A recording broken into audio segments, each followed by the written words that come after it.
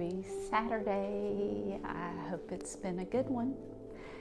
I want to start out by reading a quote from Dr. Brené Brown, and then I want to tell you the reason I decided to read this quote, because I think it's a learning tool that you may find helpful, or anyway, I hope it does. So I'm going to start reading. Owning our own story can be hard, but not nearly as difficult as spending our lives running from it.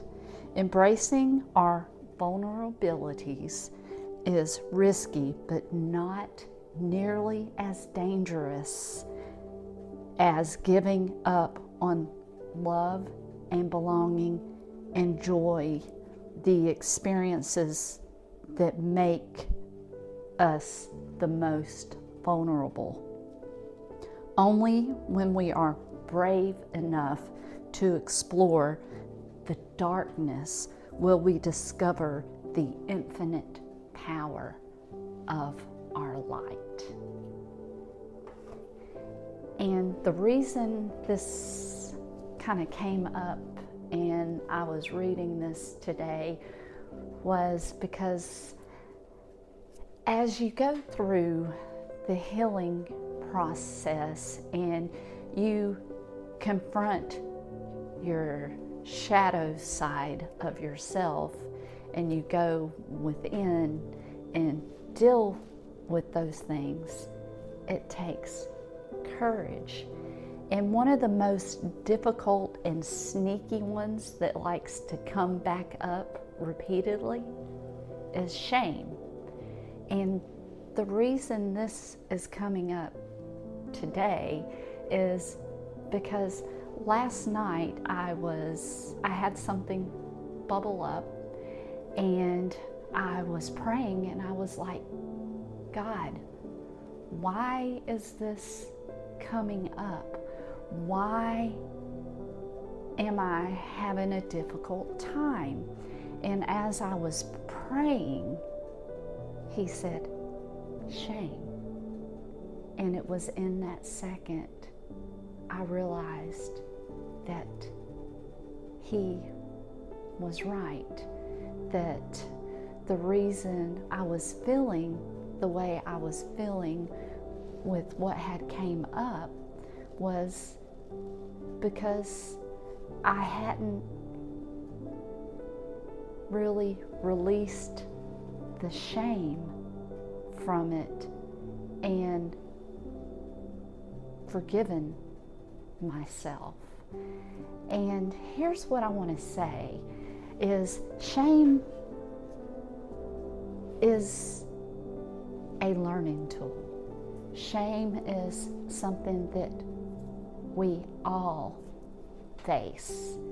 And it's when we face that shame with compassion and love, forgiveness, and truth, we are able to release it. Because shame most of the time is rooted in the past.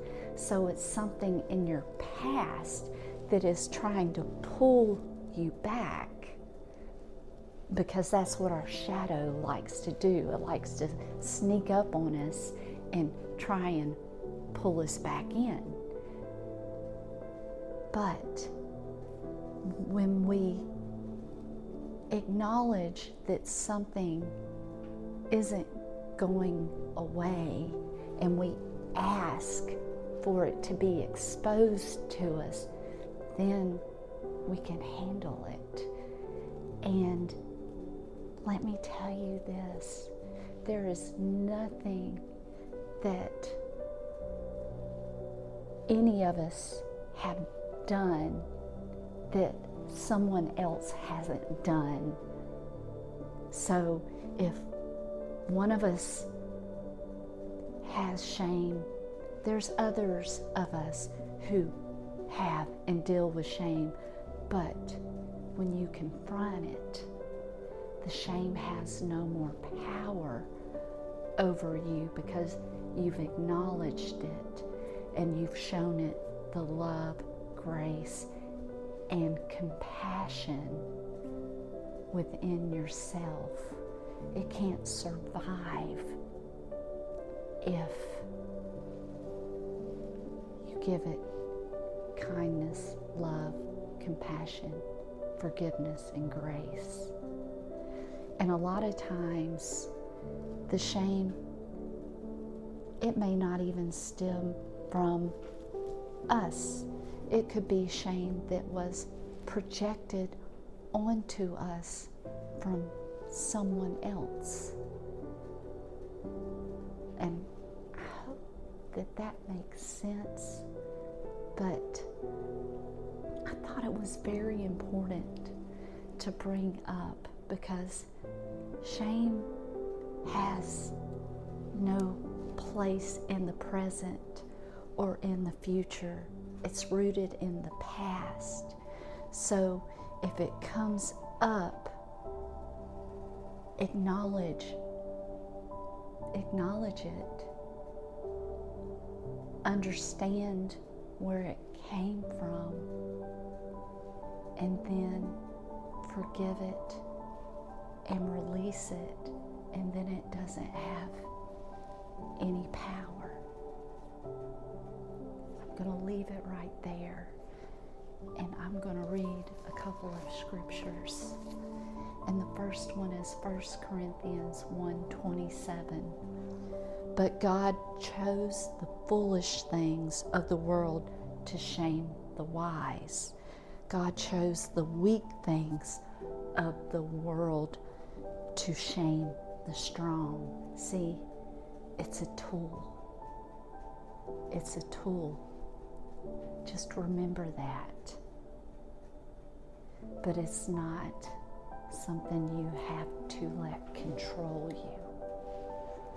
The next one is Philippians 1:20. It is my eager expectation and hope that I will not be ashamed, but with full courage, now as always, Christ will be honored in my body, whether by life or death. So, don't hold on to it. Release it and love yourself through it, because it's a lie, it's a distraction, and it's just something to keep you rooted in the past, and it has no place in your present or your future. I'm going to leave it with that, and I hope that this helped you, and I hope you have a fantastic night. And last but not least, I love you.